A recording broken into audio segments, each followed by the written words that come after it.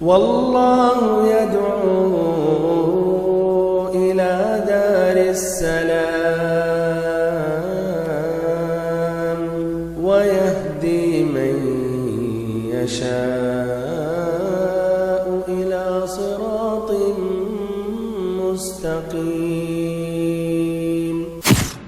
آپ یہ خطاب جو سماعت فرمانے جا رہے ہیں یہ خطاب ہے مکتب دعوت و ارشاد سلطانہ ریاض کے ایک داعی اور راہ جنت ویب سائٹ کے سربراہ شیخ عبدالاحد بن عبد القدوس نذیر حفظہ اللہ، جنہوں نے انڈیا کے صوبہ بہار کے ضلع گوپال گنج میں 16 اپریل 2011 کو رحمت للعالمین نامی کانفرنس میں توحید کی روشنی اور شرک کی ظلمت کے موضوع پر نہایت ہی سحر آگیں خطاب کیا ہے۔ استفادہ عامہ کے لیے آپ بھی سماعت فرمائیں۔ موضوع توحید کی روشنی اور شرک کی ظلمت۔ ان الحمد لله نحمده ونستعينه ونستغفره ونعوذ بالله من شرور انفسنا ومن سيئات اعمالنا، من يهده الله فلا مضل له ومن يضلل فلا هادي له، واشهد ان لا اله الا الله وحده لا شريك له، واشهد ان محمدا عبده ورسوله، اما بعد، فيقول الله عز وجل في كتابه العزيز: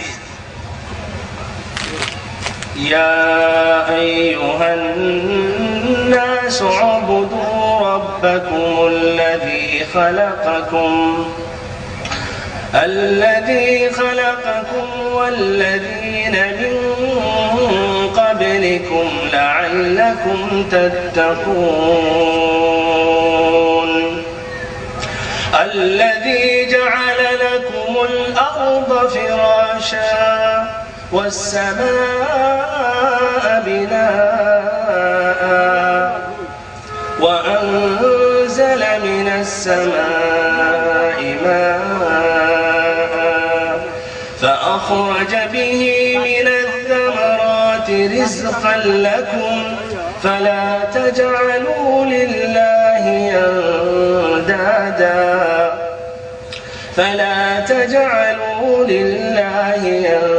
أندادا وأنتم تعلمون. اللهم رب جبرائيل وميكائيل وإسرافيل فاطر السماوات والأرض عالم الغيب والشهادة، أنت تحكم بين عبادك فيما كانوا فيه يختلفون، اهدنا لما اختلف فيه من الحق بإذنك إنك تهدي من تشاء إلى صراط مستقيم. ساری تعریفیں اللہ رب العالمین کے لیے اور مکمل ترین پورے طور پر درود و سلام اس ذات مقدسہ مبارکہ پر جن کو اللہ رب العزت نے اس دنیا میں رشد و ہدایت کے ساتھ رحمت للعالمین بنا کر بھیجا.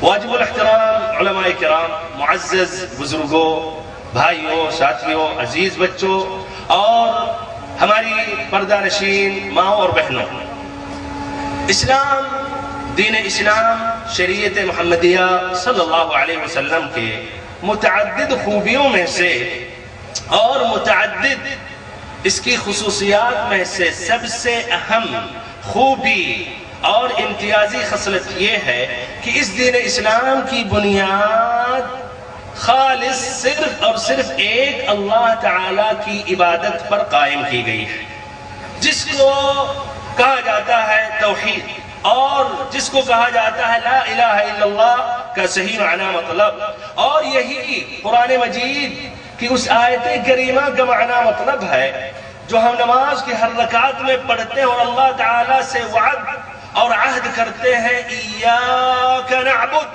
کہ ہم صرف تیری ہی عبادت کرتے ہیں.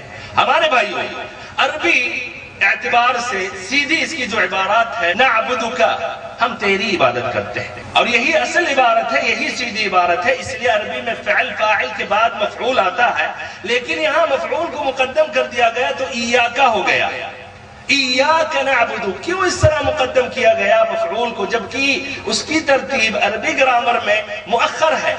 یہ کہا اہل علم نے، اہل زبان نے کہ یہ افادت الاختصاص، یہ اختصاص پیدا کرنے کے لیے کہ عبادت کا مستحق صرف رب العزت ہے، اسی لیے اس کا مکمل ترجمہ بھائیو اس طرح ہے، ہم صرف تیری ہی عبادت کرتے ہیں۔ عربی میں صرف 2 لفظ ہے، ایاک نعبد، لیکن اردو زبان میں ترجمہ کرتے ہیں تو 7 لفظ بن جاتا ہے، ہم صرف تیری ہی عبادت کرتے ہیں۔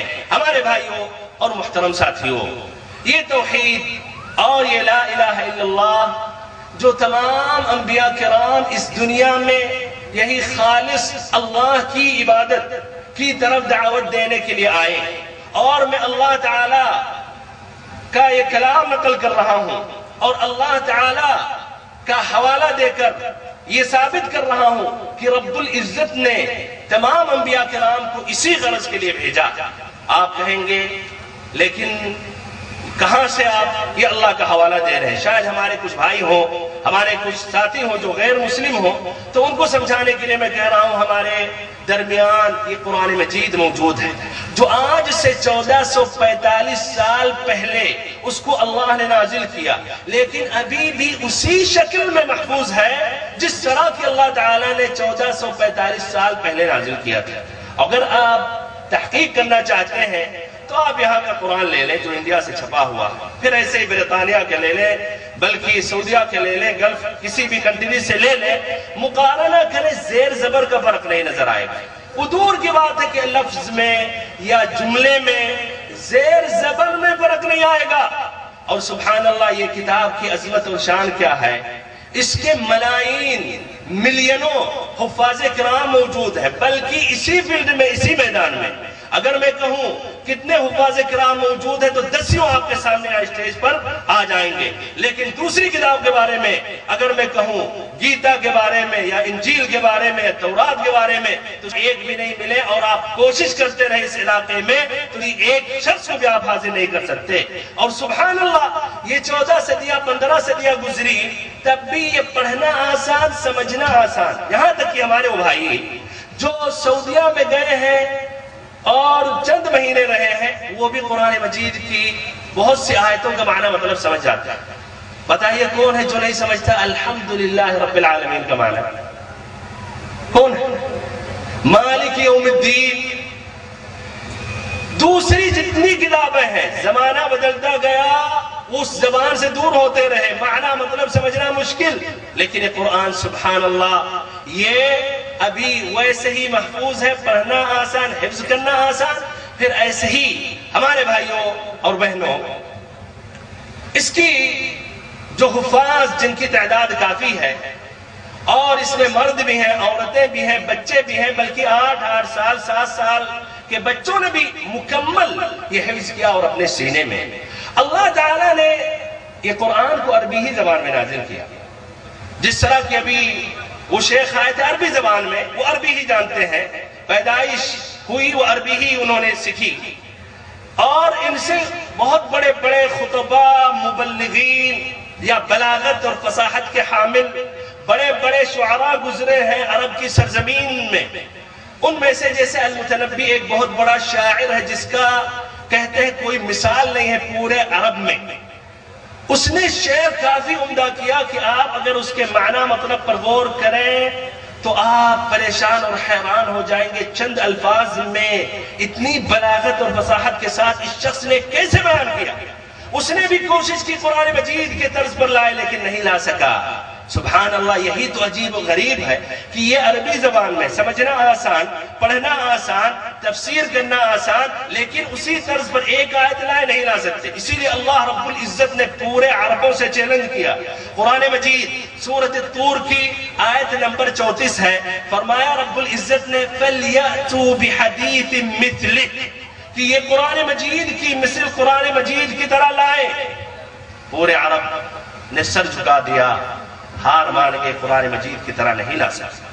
پھر اللہ رب العزت نے ان سے کہا سورۃ ہود آیت نمبر 13 میں، ام یقولون افتراہ قل فأتوا بعشر سور مثلہ مفتریات، یہ کہتے ہیں انہوں نے گڑھا ہے، نبی صلی اللہ علیہ وسلم نے، ارے بھائی نبی صلی اللہ علیہ وسلم کہاں سے لائیں گے؟ یہ مکہ ہی کے سرزمین میں تھے، اسکول بھی نہیں گئے، مکتب بھی نہیں گئے، نہ لکھنا جانتے تھے نہ پڑھنا، لیکن اللہ تعالیٰ نے رسالت اور نبوت سے مشرف کیا تو کہہ رہے ہیں انہوں نے گڑھا. تو اللہ رب العزت نے کہا اچھا جب یہ محمد صلی اللہ علیہ وسلم نے بات کہی تو ایسا ہے آپ لوگ بھی 10 صورتیں ایسے گڑھ کے لے آئے اور آپ لوگ بھی پیش کریں. وہ عرب کے لوگ عاجز رہے. پھر اللہ رب العزت نے کہا، یہ سورۃ البقرہ کی آیت نمبر 23 ہے، وَإِن كُنتُمْ فِي رَيْبٍ مِّمَّا نَزَّلْنَا عَلَىٰ عَبْدِنَا فَأْتُوا بِسُورَةٍ مِّن مِّثْلِهِ، کہ اگر تم لوگ اس کتاب کے بارے میں شک کرتے ہو جو ہم نے اپنے بندے پر نازل کیا تو تم قرآن مجید کی طرح ایک سورت لے آؤ. پورے عرب کے لوگ بھائیوں پریشان رہے، ایک سورت بھی نہیں لا سکے. یہاں تک کہ اللہ تعالیٰ نے سورت بنی اسرائیل آیت نمبر 88 میں ذکر کر دیا، فرمایا قل لئن اجتمعت الإنس والجن على أن يأتوا بمثل هذا القرآن لا يأتون بمثله ولو كان بعضهم لبعض ظهيرا. کہ تمام انسان تمام جنات اکٹھے ہو جائیں، ایک دوسرے کے مددگار ہو جائیں تو وہ قرآن مجید کی طرح نہیں لا سکتے. ہمارے بھائیوں اور محترم ساتھیوں، بہرحال اپنی اصل موضوع کی طرف میں پلٹ رہا ہوں کہ اللہ رب العزت نے تمام انبیاء کرام کے بارے میں بتایا کہ ان کی دعوت یہی لا الہ الا اللہ، ایک اللہ کی عبادت اور غیر اللہ کی عبادت سے بچنا، اسی سے ان کی دعوت شروع ہوئی. اللہ رب العزت نے سورۃ النحل میں آیت نمبر 36 میں فرمایا وَلَقَدْ بَعَثْنَا فِي كُلِّ أُمَّةٍ رَسُولًا أَنِ اعْبُدُوا اللَّهَ وَاجْتَنِبُوا الطَّاغُوتَ. ہم نے ہر امت میں رسول بھیجا، ہر بستی میں رسول بھیجا، ہر بستی میں نبی بھیجا. یہاں ہندوستان میں بھی آئے ہوں گے اور ہر نبی نے یہ کہا اللہ کی عبادت کرو اور طاغوت کی عبادت سے بچو، یعنی غیر اللہ کی عبادت سے بچو، چاہے وہ قبر کی شکل ہو، مورت کی شکل ہو، پودے، پیڑ، سورج، چاند، جو بھی آپ ذکر کرتے رہیں.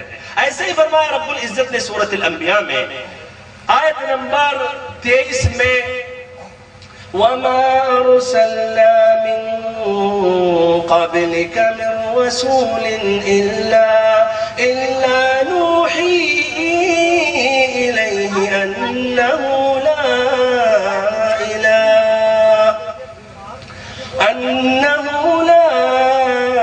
إِلَٰهَ إِلَّا أَنَا فَاعْبُدُونِ.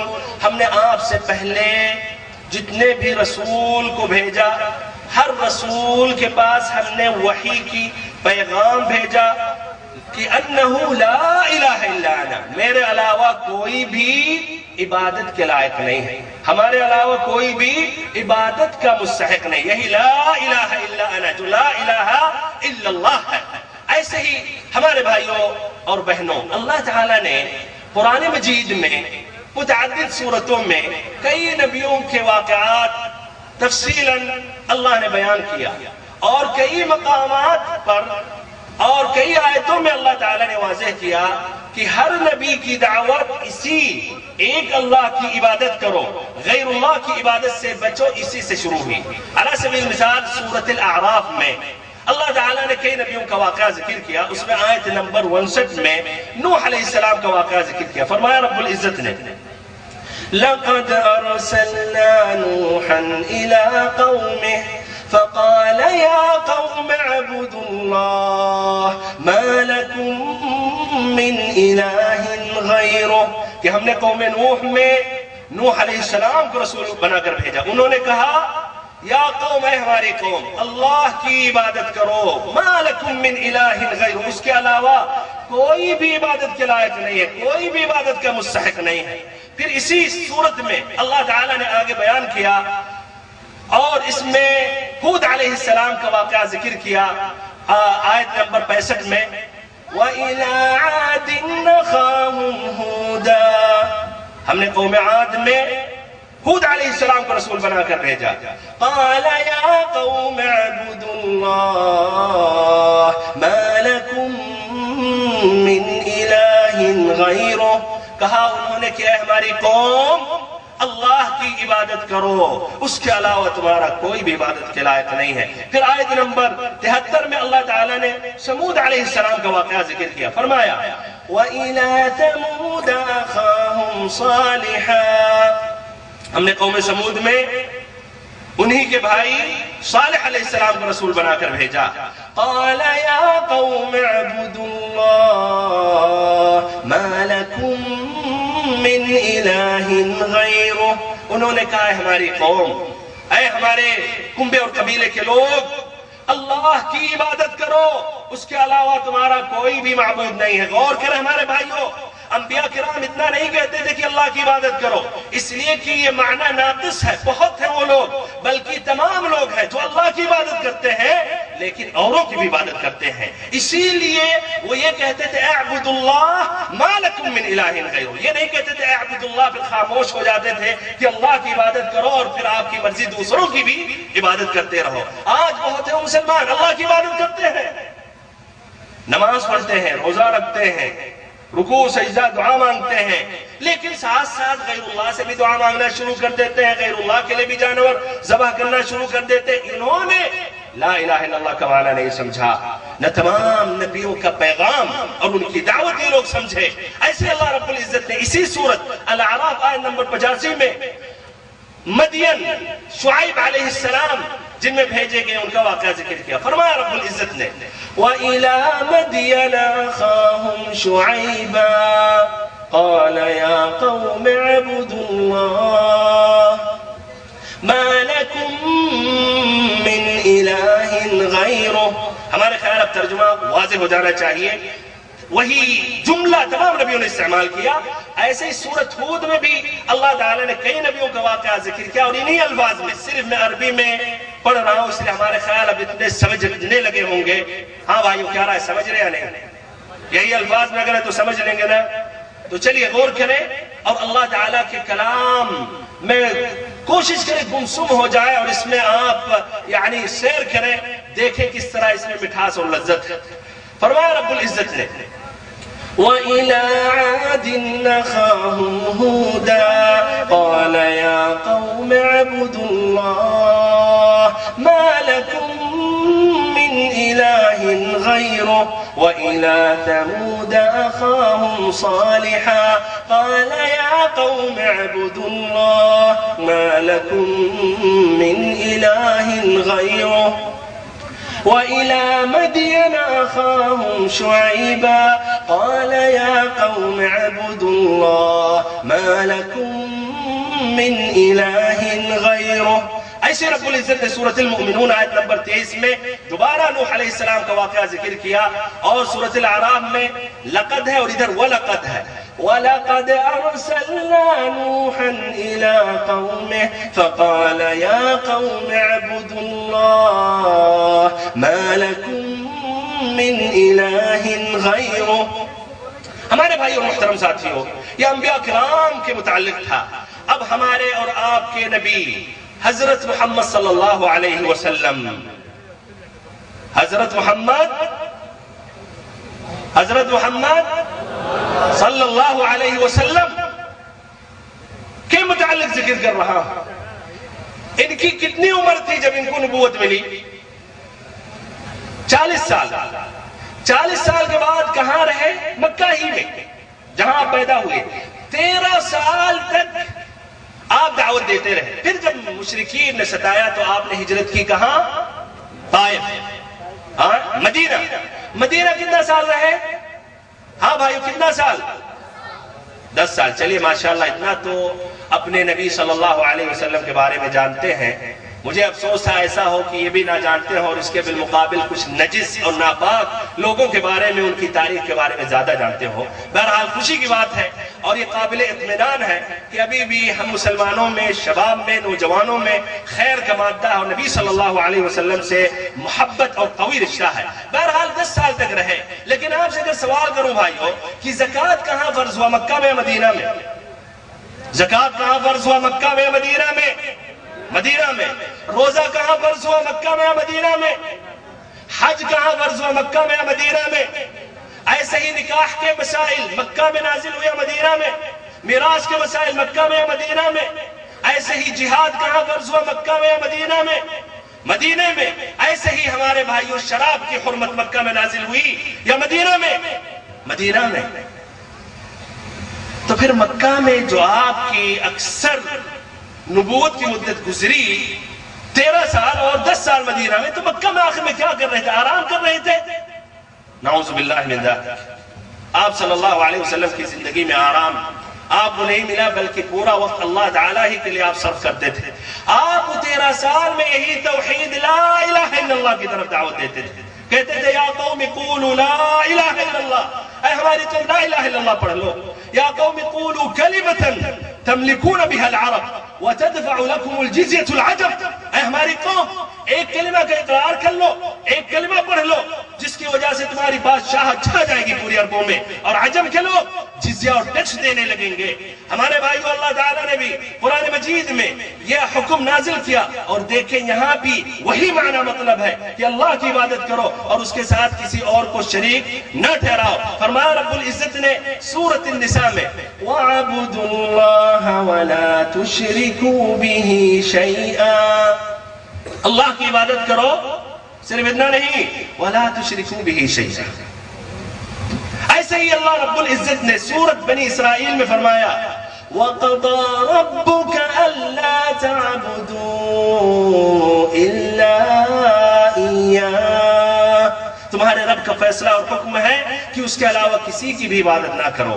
ہمارے بھائیو اور محترم ساتھیو، اس لیے غلط فہمی نہ واقع ہو کہ صرف قرآن مجید کی آیتیں ذکر کر رہے ہیں، تو کچھ حدیثوں کا بھی حوالہ دے رہا ہوں۔ ہرقل جو اس دور کا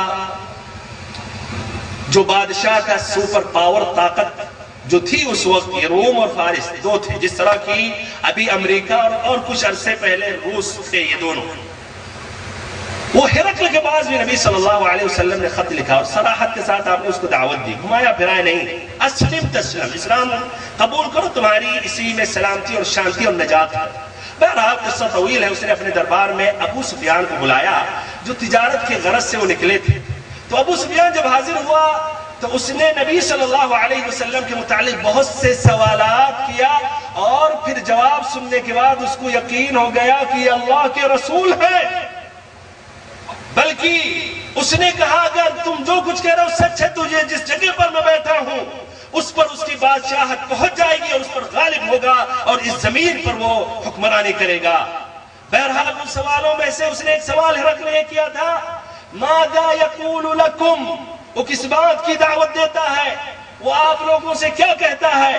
تو ابو سفیان جو اس وقت مشرک تھے انہوں نے صحیح جواب دیا، کہا یقول اعبدوا اللہ ولا تشرکوا به شیئا واترکوا ما یقول آباؤکم، کہتا ہے کہ ایک اللہ کی عبادت کرو، صرف اتنا نہیں، اس کے ساتھ اور کسی کو شریک نہ ٹھہراؤ، اور تمہارے آبا اور اجداد جس کی عبادت کرتے ہیں، جس طریقے پر چل رہے ہیں، اس طریقے اور راستے کو چھوڑ دو۔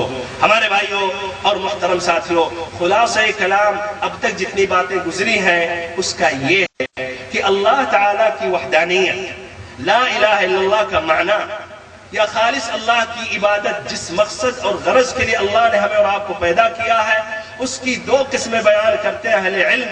ایک کہتے ہیں توحید ربوبیت اور دوسرا توحید الوہیت۔ یہ ذکر کرنا ضروری ہے، اس لیے ہمارے کچھ بھائی جو توحید ربوبیت کا اقرار کرتے ہیں سمجھتے ہیں کہ وہ مکمل مسلمان ہو گئے ہیں، جبکہ توحید الوہیت میں خلل پایا جاتا ہے۔ تو دونوں کا کیا معنی مطلب ہے؟ معنی مطلب توحید ربوبیت کا یہ ہے کہ اللہ تعالیٰ کو اللہ کے افعال میں اللہ کو اکیلا اور تنہا سمجھا جائے، اللہ کو اللہ کے افعال میں اکیلا اور تنہا سمجھا جائے، یہی توحید ہے۔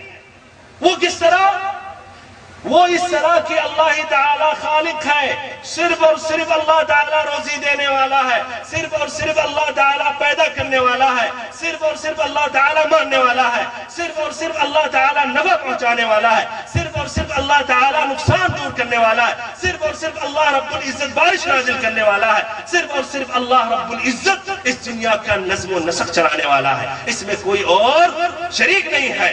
اور جس نے یہ کہا کہ اس میں اور شریک ہے تو بہت بڑی گمراہی میں واقع ہوا۔ ہمارے بھائی اور محترم ساتھیوں، توحید الوہیت کا کیا معنی ہے؟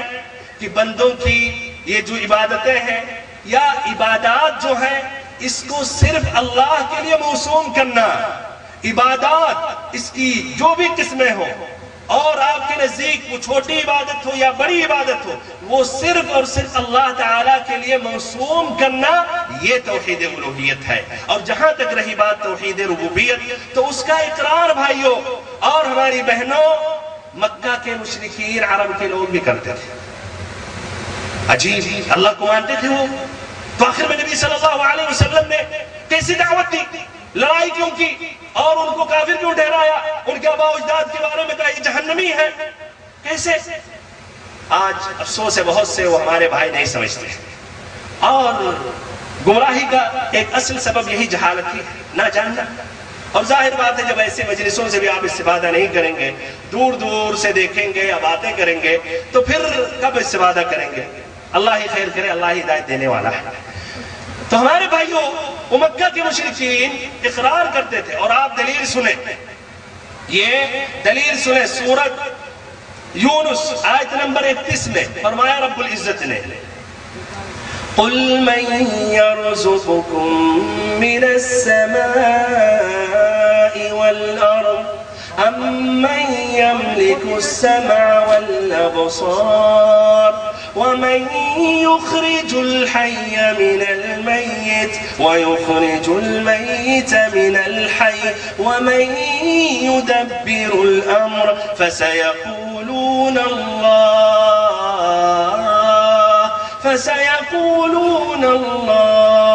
فَقُلْ أَفَلَا تَتَّقُونَ۔ کہ ان سے آپ صلی اللہ علیہ وسلم سوال کریں، کون روزی دیتا آسمان اور زمین سے، اور کون کانوں اور آنکھوں کا مالک ہے، اور کون زندے سے مردہ کرتا ہے، مردے سے زندہ کرتا ہے، اور کس کے ہاتھ میں تدبیر امر ہے، پورے اس کون پر متصرف ہے، اسی کے ہاتھ میں کنٹرول ہے۔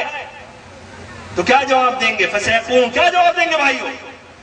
حبل کہیں گے، لات کہیں گے، عزا کہیں گے، منات کہیں گے، ود کہیں گے، سوا، یغوث، یعوق اور نصر؟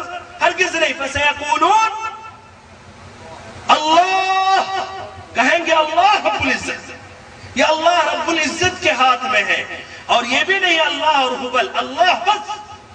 تو انہوں نے بھائی اقرار کیا ہے نہیں، اللہ تعالیٰ کے افعال میں غیروں کو نہیں شریک ٹھہرایا۔ اور آج افسوس ہمارے کتنے مسلمان، واللہ افسوس ہے بھائیوں، اور حقیقت میں ہم اور آپ کو اپنا سر اور ماتھا پکڑ کے رونا چاہیے کہ ہمارے مسلمان بھائی جو کہتے ہیں نبی صلی اللہ علیہ وسلم سے محبت کرتے ہیں، بلکہ اعوذ باللہ وہ کہتے ہیں عاشق رسول ہے، جبکہ یہ لفظ میں بھائیوں جانتے ہیں اس میں ایک یہ شہوت پائی جاتی ہے، اور غیر مناسب ہے کہ آپ اللہ یا اس کے رسول کے لیے استعمال کریں، محبت کا لفظ استعمال کریں۔ بہرحال تو دعویٰ کرتے ہیں اور پھر کہتے ہیں پیرانے پیر بھی اگر چاہے تو اولاد دے دے، پیرانے پیر بھی اگر چاہیں تو اولاد دے دے، بلکہ قصے اور من گھڑت واقعات بیان کرتے ہیں، استغفر اللہ، یہاں تک کہ ان کی تعظیم میں اللہ کی توہین کر بیٹھتے ہیں۔ کہتے ہیں دستگیر، ان کا نام کیوں پڑا؟ کہتے ہیں دستمانے ہاتھ اور گیر تھامنے والا۔ کہتے ہیں ایک مرتبہ اللہ تعالیٰ پیرانے پیر حضرت عبدالقادر جیلانی کے ساتھ رحمہ اللہ، اپنی جگہ بھائی بہت صحیح تھی، لیکن لوگوں نے ان کے متعلق غلط واقعات منسوخ کر دی، تو ان کی کیا غلطی؟ بہرحال وہ بھی قیامت کے دن براءت ظاہر کریں گے لوگوں سے۔ تو کہتے ہیں عبدالقادر جیلانی رحمہ اللہ کے ساتھ اللہ رب العزت چل رہا تھا کہ اللہ اعوذ باللہ پیر پھسل گیا، گرنے والا تھا، تو عبدالقادر جیلانی ہاتھ سے پکڑ لیا، تھام لیا، اسی لیے ان کا لقب دستگیر۔ استغفر اللہ، اللہ کے افعال میں بھی غیروں کو شریک کرتے ہیں۔ واللہ ثم واللہ ابو جہل، ابو لہب جیسے بڑے بڑے مشرکین نے اس طرح انہوں نے یہ عقیدہ نہیں رکھا تھا، نہ انہوں نے یہ کہا تھا کہ اللہ کے ساتھ یہ حبل، منات، عزا یا لات بھی شریک ہے. بہرحال ہمارے بھائیوں، اور مزید اطمینان کے لیے قرآن مجید کے اور آیتیں سنا رہا ہوں کہ مکہ کے مشرکین اس کا اقرار کرتے تھے، اور افسوس ہے آج بہت سے مسلمانوں کے اندر بھی اس توحید ربوبیت میں خلل ہے. سورۃ المؤمنون آیت نمبر 84 سے لے کر 89 تک فرمایا رب العزت نے: قل لمن الأرض ومن فيها إن كنتم تعلمون سيقولون لله قل أفلا تذكرون قل من رب السماوات السبع ورب العرش العظيم سيقولون لله. غور کریں بھائیوں ان کے جواب پر. یقین آپ غور کریں گے تو معنی سمجھ جائیں گے چاہے مکمل الفاظ نہ سمجھیں. سَيَقُولُونَ لِلَّهِ قُلْ أَفَلَا تَتَّقُونَ قُلْ مَنْ بِيَدِهِ مَلَكُوتُ كُلِّ شَيْءٍ وَهُوَ يُجِيرُ وَلَا يُجَارُ عَلَيْهِ إِن كُنتُمْ تَعْلَمُونَ سَيَقُولُونَ لِلَّهِ قُلْ فَأَنَّى تُسْحَرُونَ. آپ ان سے کہیے زمین اور من علیہا یہ کس کی ہے؟ جواب دیں گے اللہ تعالیٰ کی ہے. تو آپ کہیے عبرت نہیں حاصل کرتے. پھر آپ کہیے کون سا تو آسمانوں کا رب ہے اور عرش عظیم کا رب ہے؟ جواب دیں گے کہ اللہ تعالیٰ. آپ کہیے اللہ تعالیٰ سے ڈرتے نہیں، یعنی تب غیر اللہ کی کیوں عبادت کرتے ہو؟ آپ پھر کہیں کہ من بیدہ ملکوت کل شیء، اس کے ہاتھ میں پورا تدبیر امر پورے کون کا نظام ہے، اور وہ پناہ دے سکتا ہے، اس کے سامنے کوئی بھی پناہ نہیں دے سکتا. سیقولون للہ، وہ جواب دیں گے اللہ تعالیٰ ہی. تو آپ کہیے تو پھر کہاں کس گمراہی میں بھٹک رہے ہو کہ ایسا لگ رہا کہ تم پر جادو کر دیا گیا. ہمارے بھائیوں اور محترم ساتھیوں، توحید الوہیت کی طرف دوبارہ پلٹ رہا ہوں اور وقت کا خاص میں خیال کر رہا ہوں. توحید الوہیت جس کی وضاحت شروع سے آخری تک ابھی تک کر دی گئی، یہ تمام انبیاء کرام کی دعوت، اور اللہ تعالیٰ نے ان کو اسی مقصد کے لیے بھیجا تھا، اور اسی مقصد کے لیے اللہ تعالیٰ نے کتابیں نازل کی. اور یہی توحید الوہیت یعنی ایک اللہ کی عبادت کرنا اور اس کے ساتھ کسی کو شریک نہ ٹھہرانا، اسی لیے لوگ مسلمان اور کافر میں تقسیم ہوئے، اور اسی بنا پر آگے جا کر فریق فی الجنہ و فریق فی السعیر، کچھ لوگ جنتی ہوں گے اور کچھ لوگ جہنمی ہوں گے. ہمارے بھائیوں اور محترم ساتھیوں، لا الہ الا اللہ یا ایاک نعبد یا ایک اللہ تعالیٰ کی صرف عبادت کرنے کے متعلق آپ نے بہت کچھ سنا. اب یہی لا الہ الا اللہ کی ایک فضیلت بیان کر رہا ہوں. جس طرح صحیح امام بخاری اور امام مسلم کی روایت ہے حضرت معاذ ابن جبل رضی اللہ عنہ سے، کہتے ہیں كنت ردیف النبی صلی اللہ علیہ وسلم یوما علی حمار فقال لی یا معاذ، کہ ایک مرتبہ میں نبی پاک صلی اللہ علیہ وسلم کے پیچھے ایک گدھے پر سوار تھا. سبحان اللہ. اصل موضوع سے ذرا ہٹتے ہیں اور نبی صلی اللہ علیہ وسلم کا تواضع دیکھیں. ایک گدھے پر آپ سوار ہیں اور ایک دوسرے کو بھی بیٹھائے ہوئے ہیں. اور آج بہت سے لوگ سائیکل پہ بیٹھنا بلکہ موٹر سائیکل پر یعنی اپنا نفس سمجھتے ہیں. ضرور ہے کہ ان کے لیے اے سی والی جیپ یا کار آپ بک کریں اگر ان کو آپ اسپیشل اسٹیج پر پہنچانا چاہ رہے ہیں. بہرحال نبی صلی اللہ علیہ وسلم جو چاہتے تو دنیا میں بادشاہوں سے بہتر زندگی گزارتے، لیکن آپ نے اس لیے دنیا کی بھی حقیقت جانی، آخرت کی بھی حقیقت آپ جانتے تھے، اس لیے آپ نے آخرت کو ترجیح دی اور دنیا میں آپ نے عام اور سادہ زندگی آپ نے گزار لی. اور اللہ تعالیٰ سے آپ نے یہی دعا کی کہ ہماری رزق جو قوت رہے یعنی ضرورت جس سے پوری ہوتی رہے. بہرحال تو ایک گدھے پر سوار تھے معاذ رضی اللہ عنہ سے آپ نے کہا، اور دیکھیے کس طرح آپ اپنے وقت سے فائدہ اٹھا رہے ہیں. یا معاذ اتدری ما حق اللہ علی العباد، اے معاذ کیا آپ جانتے ہیں کہ اللہ کا حق بندوں پر کیا ہے؟ اللہ کا حق اور واجب اور فرض بندوں پر کیا ہے؟ وما حق العباد علی اللہ تعالی، اور بندوں کا حق اللہ پر کیا ہے؟ اللہ تعالیٰ سے کوئی حق نہیں لے سکتا، یہ خود رب العزت نے بندوں کی طرف سے لیا ہے. معاذ رضی اللہ اللہ عنہ نے کہا اللہ و رسول اعلم، جواب نہ جانے تو جواب دے کہ اللہ اعلم، اور اس لیے کہ نبی صلی اللہ علیہ وسلم سوال کر رہے تھے اور موجود تھے تو انہوں نے کہا ورسول اعلم، نہ کہ جواب دے دیا جائے جس طرح کہ ہمارے کچھ بھائیوں نے بھی پہلے جواب دیا. جس بھائی نے کہا لا ادری، بہت اچھا جواب دیا. بہرحال کہا اللہ و رسول اعلم، اللہ اور اس کے رسول بہتر جانے.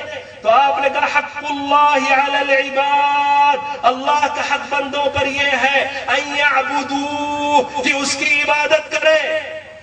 صرف اتنا نہیں، ان یعبدوہ ولا یشرکوا بہ شیئا، یہ ضروری ہے اور یہی لا الہ الا اللہ کا معنی ہے کہ اللہ کی عبادت کریں اور اس کے ساتھ کسی کو بھی ذرا بھی شریک نہ ٹھہرائیں. وحق العباد علی اللہ تعالی الا يعذب من لم يشرك به شيئا، اور بندوں کا حق اللہ رب العزت پر یہ ہے کہ جس نے ذرا بھی شرک نہیں کیا تو اللہ تعالیٰ اس کو اپنے عذاب میں نہ ڈالے.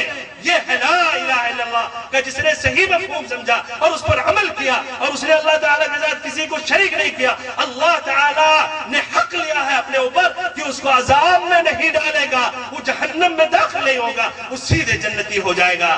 ہمارے بھائیوں اور بہنوں، یہ لا الہ الا اللہ کی فضیلت پر ایک حدیث تھی. اب اس حدیث میں اس لیے آ گئی وَلَا يُشْرِكُوا بِهِ شَيْئًا، تو شرک بھی وضاحت کر کے اپنی بات میں ختم کروں. ہمارے بھائیوں شرک کا معنی کیا ہے؟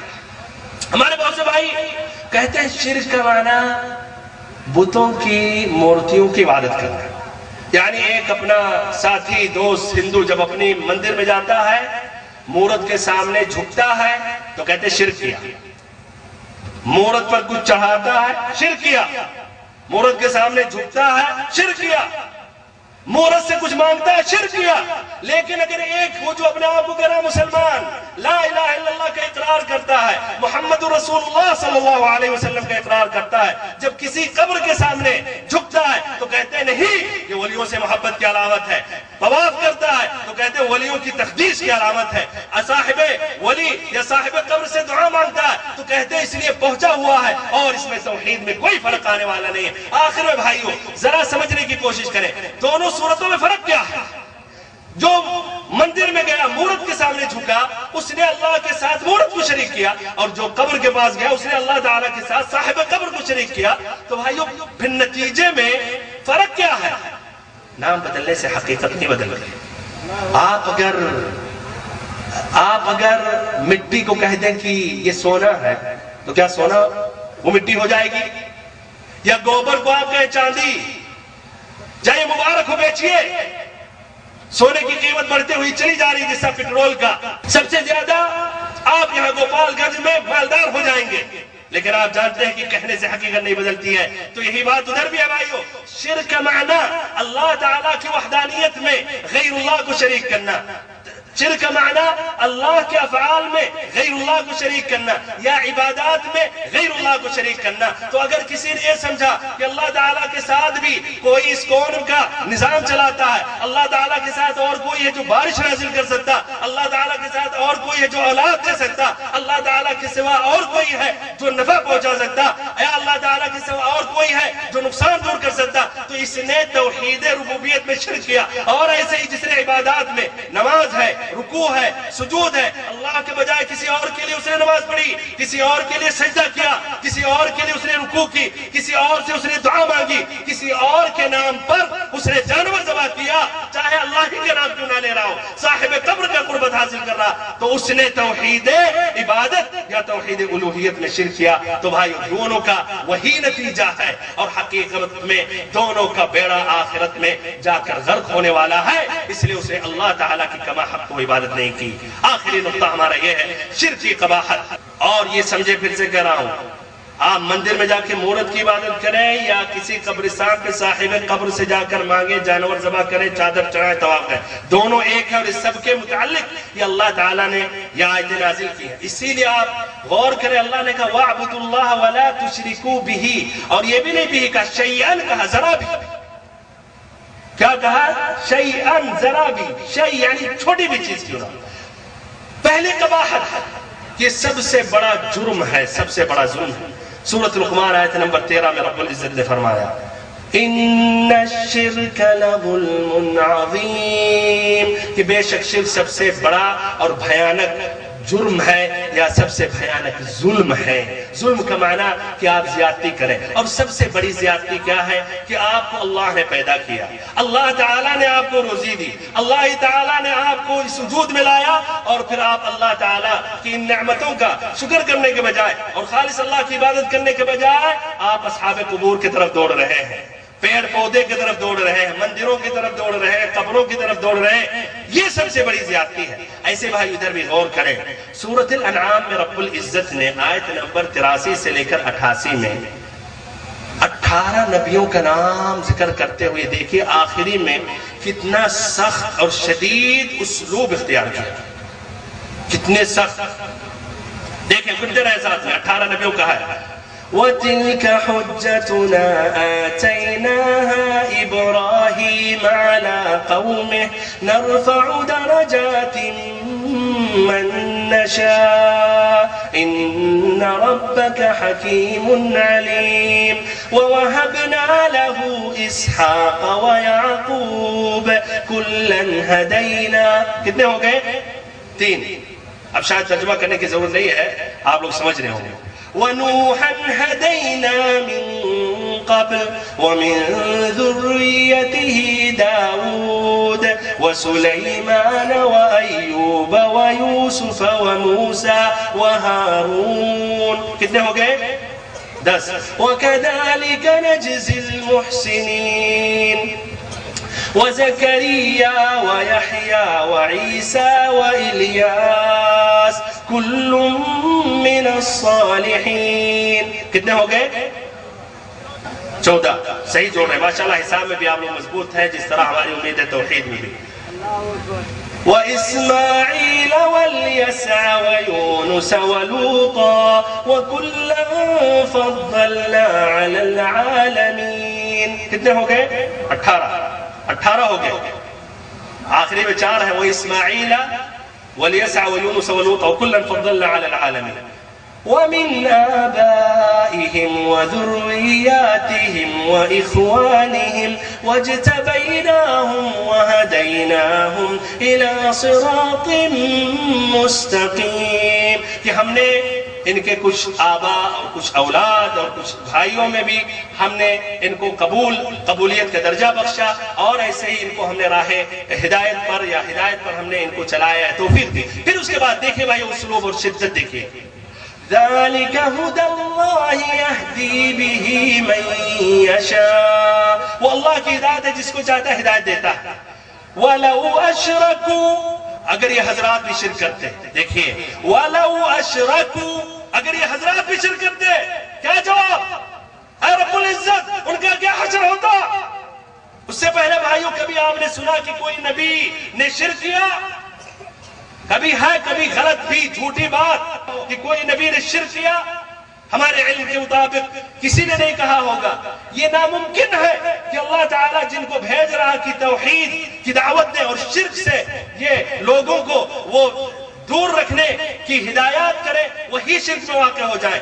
لیکن تب بھی اللہ تعالیٰ نے کیا اسلوب اختیار کیا؟ وَلَوْ أَشْرَكُوا لَحَبِطَ عَنْهُمْ مَا كَانُوا يَعْمَلُونَ، ان کا پورا عمل ضائع اور اکارت ہو جاتا، پورا عمل ضائع ہو جاتا اگر یہ شرک کرتے۔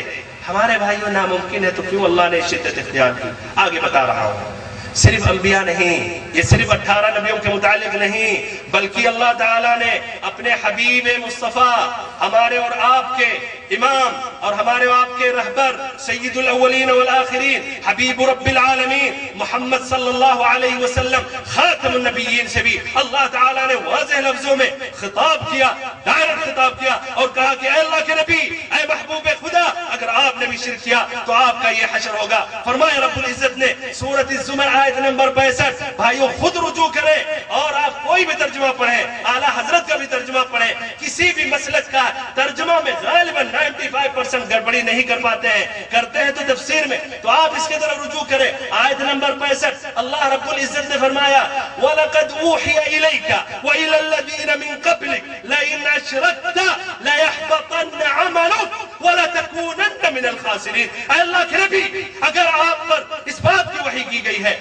سے پہلے تمام نبیوں پر اس بات کی وحی کی گئی ہے لئن اشرکت، اگر آپ نے شرک کیا لیحبطن عملک، آپ کا پورا عمل ضائع ہو جائے گا، ولتکونن، یقیناً بے شک آپ کا شمار من الخاسرین، خسارے اور نقصان اٹھانے والے میں ہوگا۔ ہمارے بھائیوں محترم ساتھیوں، نبی صلی اللہ علیہ وسلم نے نبوت سے پہلے شرک کے قریب نہیں گئے، بلکہ آپ نے کسی بت پر ہاتھ نہیں لگایا، یہاں تک کہ وہ بحیرہ راہب نے آپ کے سامنے جب آپ کی عمر 12 سال کی تھی لات و عزہ کی قسم کھا کے آپ کا امتحان لینا چاہا، تو آپ صلی اللہ علیہ وسلم نے کہا کہ لا تحلف باللات والعزہ فإنی ما ابغضت شیئا اشد من بغضہما، کہ لات و عزہ کی قسم مت کھاؤ، اللہ کی قسم ہمارے نزدیک یہ سب سے زیادہ مبغوض ہے۔ جس کی حفاظت اللہ تعالیٰ نے نبوت سے پہلے کی، کیا ممکن ہے کہ نبوت کے بعد وہی نبی اطہر، وہی رسول اقدس شرک میں واقع ہو جائے؟ ہرگز نہیں بھائیو، اس کا معنی مطلب کچھ اور ہے، اس میں گہرائی ہے، اس میں قابل غور والی بات ہے۔ اس کا معنی مطلب یہ ہے کہ اے مسلمانوں، اے غیر مسلمانوں، اگر تمہارا نبی، اگر ہمارا حبیب اگر شرک میں واقع ہو جائے تو اس کا پورا عمل ضائع ہو جائے گا۔ تو آپ لوگ کس کھیت کی مولی ہوتے ہو؟ تم لوگوں کا کیا مقام و مرتبہ ہے کہ اگر شرک کرو تو اللہ تعالیٰ تمہارے گناہوں کو بخش دے؟ یہ ناممکن ہے۔ اگر تم لوگ شرک کرو گے تو بدرجہ اولا ہلاکت اور تباہی میں جاؤ گے، کوئی بھی بچانے والا نہیں ہے۔ ہمارے بھائیو، تیسرا نقطہ، تیسری قباحت ذکر کر رہا ہوں جس میں اس کی مزید توضیح ہے۔ اللہ تعالیٰ نے سورۃ المائدہ آیت نمبر 72 میں فرمایا إنه من يشرك بالله فقد حرم الله عليه الجنة ومأواه النار وما للظالمين من أنصار، کہ جو اللہ تعالیٰ کے ساتھ شرک کرے گا تو اللہ تعالیٰ اس پر جنت حرام کر دے گا۔ جنت حرام، اب بھائی تقریباً جواب واضح ہو گیا۔ جس پر جنت حرام ہو گیا تو اس کا ٹھکانہ کہاں ہے؟ جس پر جنت حرام تو اس کا ٹھکانہ بھائیو جہنم۔ وہاں اور کوئی تیسرا راستہ نہیں کہ ہم بچ جائیں، ٹرین کے ڈبے میں نہیں جا رہے ہیں تو وہاں باتھ روم یا جوائنٹ پر وہاں چلے جائیں، نہیں وہ جنت ہے یا جہنم، تیسرا راستہ نہیں۔ تب بھی اللہ تعالیٰ نے مزید تاکید اس لیے مشرکوں ذہن میں یہ بات نہ آئے کہ شاید اگر جنت حرام ہوگی تب بھی کچھ راستہ نکلے، کوئی چوری دروازہ نکلے، کوئی کھڑکی سے داخل ہو سکتے، نہیں۔ اللہ نے تاکید کیا وَمَأْوَاهُ النَّارِ، اور اس کا ٹھکانہ جہنم ہو۔ پھر مزید اس لیے یہ نہ امید رکھے کہ ان کے اولیاء یا وہ پیر حضرت جی آ کے ہاتھ پکڑ کے نجات تک پہنچا دیں گے۔ اللہ نے کہا وَمَا لِلظَّالِمِينَ مِنْ أَنصَارٍ، ظالموں کا کوئی مددگار نہیں ہوگا، شرک کرنے والوں کا کوئی مددگار نہیں ہوگا، کوئی نفع پہنچانے والا نہیں۔ جس طرح کہ کہتے ہیں ایک گاؤں میں ایک حضرت جی تھے، وہ بیعت کراتے تھے اور کہتے تھے جو بیچارے کسان ہوتے تھے کہ آپ بس بیعت کر لو، نماز روزہ رکھنے کی ضرورت نہیں، بس ہم آپ کی نیابت کرتے رہتے، قیامت کے دن پل صراط پہ آ کے ہاتھ پکڑ کے دوڑا کے جنت تک پہنچا دیں۔ وہ بھی بیچارے کسان ایک جانتے ہیں کتنی سوچ اسی چکر میں تھا، وہ بھی مان لیا۔ تو ایک مرتبہ خوشی میں آ کے کہا کہ حضرت آپ ہمارے لیے اتنے فکر مند ہیں، تو ایسا ہمارے پاس اتنے بکھے کھیت ہیں، آپ کے لیے کچھ بگھا آپ کے نام پہ کر رہا ہوں۔ تو حضرت جی میں خوش، اچھا ہمارے نام سے؟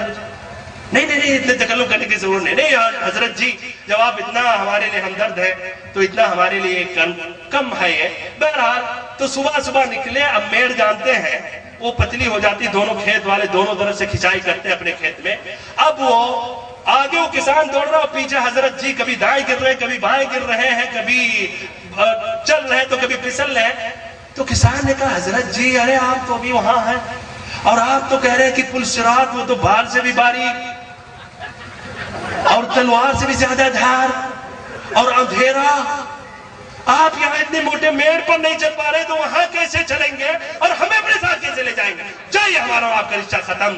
ہمارے بھائی اللہ تعالیٰ نے ایسے لوگوں کے بارے میں کہا وَمَا لِلظَّالِمِينَ مِنْ أَنصَارٍ، ظالموں کا کوئی بھی مددگار نہیں ہے۔ اپنی بات میں ختم کر رہا ہوں، آخری آیت یہ ذکر کر رہا ہوں جو سورۃ النساء میں اللہ رب العزت نے آیت نمبر 48 اور اسی سورۃ النساء میں دوسرے مقام آیت نمبر 116 پر فرمایا إِنَّ اللَّهَ لَا يَغْفِرُ أَن يُشْرَكَ بِهِ وَيَغْفِرُ مَا دُونَ ذَلِكَ لِمَن يَشَاءُ. اللہ تعالیٰ شرک کرنے والے کو کبھی بھی معاف نہیں کرے گا. شرک کے علاوہ جتنے بھی گناہ ہیں جس کے لیے چاہے اللہ تعالیٰ معاف کر دے گا. اللہ تعالیٰ سے ہم آخر میں دعا کرتے ہیں کہ اللہ تعالیٰ ہم سبھی کو شرک سے بچائے, شرک کے اسباب سے بچائے, شرک کے دروازوں سے بچائے, ہم سبھی کو سچا اور پکا مسلمان بنائے, ہم سبھی کو سچا اور پکا موحد بنائے, ہم سبھی کو نبی اکرم نبی اطہر صلی اللہ علیہ وسلم کے سیدھے اور واضح راستے پر چلائے جب تک زندہ رکھے اسلام کی حالت پر, جب ہماری موت آئے تو ایمان کی حالت پر, اور ہم سبھی کو زندگی کی آخری لمحات میں لا الہ الا اللہ پڑھنے کی توفیق دے. وصلی اللہ وسلم وبارک علی عبدک و رسولک.